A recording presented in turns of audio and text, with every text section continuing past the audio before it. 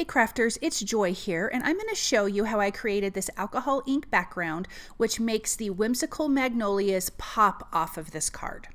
So I'm going to start with a piece of photo paper. You could also use Yupo paper. On the photo paper, I am using the dull side, not the shiny side. I start by putting down my alcohol and then my alcohol ink, which is a pool color. And then the gold Mixative, I also added that in. I am using a blow dryer, but you can use one of those hand air pushers if you want. To me, I find the blow dryer easy, and it is on the cool setting because I feel like my hand doesn't get so tired and I feel like I have control. You're also going to see me holding my paper here while I am moving around the alcohol ink with my blow dryer. I kind of lift up the top edge because I want gravity to work with my blow dryer. So right now I'm just getting essentially blobs of color on my background. And then I'm going to start working on the edges. I want the edges to be a little more wispy. So I'm going to add a little bit of alcohol, let it pick up some of that alcohol ink, and then you can see there the edges get nice and wispy. So I'm using the blow dryer to blow it into my alcohol ink, and then letting the gravity also fall down. While I am making the edges wispy, I also want to push some of that darker color away from the edges and into the center. So as we move along, you'll kind of see that the center gets darker. We might even have like this little veining of dark alcohol ink. I really like that. I think it's a really nice contrast and really super pretty. This is not actually a hard technique to do. It just takes a couple times probably to get used to the feel of the blow dryer and how that works with your alcohol ink. But you can see here those edges are getting nice and wispy. So now I flipped it over and I'm going to work on the other side. But here's a good example of the veining that you can see is getting dark, and I'm pushing it along. So this is coming together nicely, and you can see again those edges are really getting nice and soft. If you have a clump of the Mixative or the alcohol ink that's just not moving, you can put your finger in and move it around and then add more alcohol. It works really nicely. Something I have found with the photo paper is that if you mess up, you can add alcohol to it and wipe it off. It doesn't stain the paper. So I'm going to flip it over. I'm going to add a little more of that pool color here because I have a lot of that Fiesta pink color and it's kind of overtaking, and I want more of this pool color. So I'm going to get that on there, and it also blends together nicely with that Fiesta and it gets a little bit of purple. But for me personally, I didn't want the whole thing to be purple, so I'm trying to be careful of how much that mixes. But here you can see that wispy edge coming in and out. I don't want to have necessarily a harsh edge on the outside like it was originally, so that's why I'm creating that wispy edge. But look at that pretty purple that it created there in the center when it blended together with the pool and Fiesta.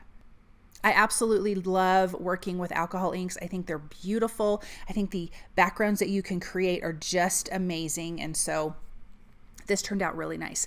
Now also, when you are using your blow dryer, you can heat set it when you're done, turn it to the hot setting and just kind of blow it a little bit and help it to dry, but definitely use it on the cool setting. If you use it on the hot setting only or even a warm setting, it's going to dry your alcohol inks quicker and you won't be able to get as much movement. So here I am going to finish up this edge here just a little bit, but look at how much better this looks instead of just the blobs. I think it turned out so nice. And you could use multiple colors of this. I used a lot of alcohol ink itself, but if you did multiple colors, you would want to use a little bit of less alcohol inks per color. Now I'm going to take that gold Mixative and I'm going to splatter it mainly down the center. It'll splatter out a little bit, but down the center just to give it a little something extra. And I'm just using a paintbrush, and then I can clean all of this up off my work surface and the paintbrush with alcohol. But now we can take a look at that and it looks so beautiful.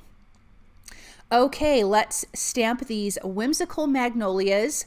I just think these are beautiful. We are going to color them in a yellow because that is going to pop so nicely against that alcohol ink background. And I loved the layout of these flowers because I did that background on an angle. I think these flowers are perfect because they're on these branches or stems and they're just kind of longer in nature. So for the card design, I think it works out good. I'm using Olo Markers on some Nina Classic Crest Solar White cardstock. It's good for alcohol ink coloring, and so I am going to start with my darkest yellow. I did go to my lightest, but I will come back in with a medium and kind of blend it out. Then we have some greens for the stem, and I will add a little bit of pink to the centers. This is really super simple coloring. I started with the darker color at the base of the petals and then worked to the lightest to the tip. But super easy, but I think the yellow is really, really pretty. So I'm gonna add a little bit more of that darker one, and then let's color our stems. I think this also could be branches of a tree because it kind of looks like that too. And I think magnolias, they grow on a big, beautiful tree, but I just went with the green and I think it turned out pretty lovely.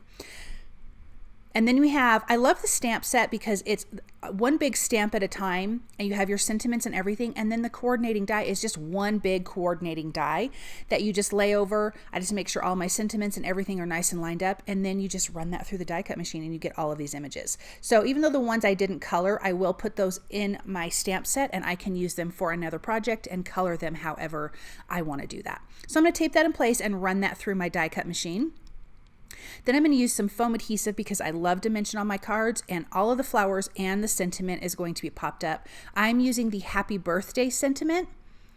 And so let's lay out our flowers. I'm going to lay them in the same direction as the alcohol ink is going. And I love that you just get the alcohol ink peeked around, but look at that beautiful yellow, and these flowers are gorgeous, and I just love how they look on this background. Then we can place our sentiment, kind of tuck it in under the flowers. And I am not going to add anything else to this card. I'm not going to add any sequins or anything. I think it's just beautiful. I will add a black mat because I did trim down that piece slightly smaller than an A2 size, and then it's on a white A2 size card base. So you have a white and a black mat, and I think it turned out so lovely. Thank you guys so very much for stopping by and watching. I hope that you enjoyed this project, and I hope you guys feel inspired, and I hope you have a wonderful day.